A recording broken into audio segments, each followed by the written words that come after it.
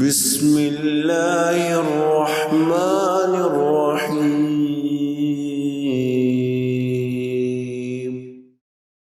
امت مسلمہ کی ایک فضیلت یہ بھی ہے کہ یہ حضور اکرم صلی اللہ علیہ وآلہ وسلم کی امت ہے۔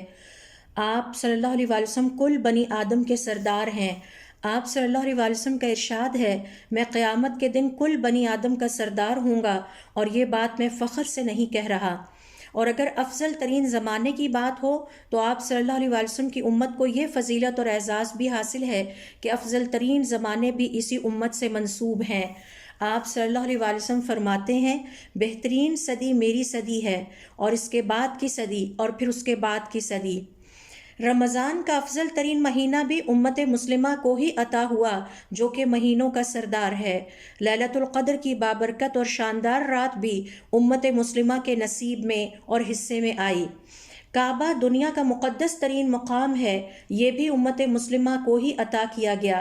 جمعۃ المبارک کا دن مسلمانوں کو عطا ہونا بھی اسی امت کا ایک اعزاز ہے، اور یہ دن ہفتے کے دنوں کا سردار ہے۔ یہ مسلمانوں کی ہفتہ وار عید کا دن ہے۔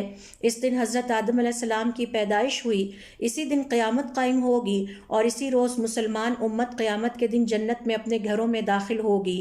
جمعے کے روز دعا کی قبولیت کی خاص گھڑی یا لمحہ بھی امت مسلمہ کے نصیب اور حصے میں آیا۔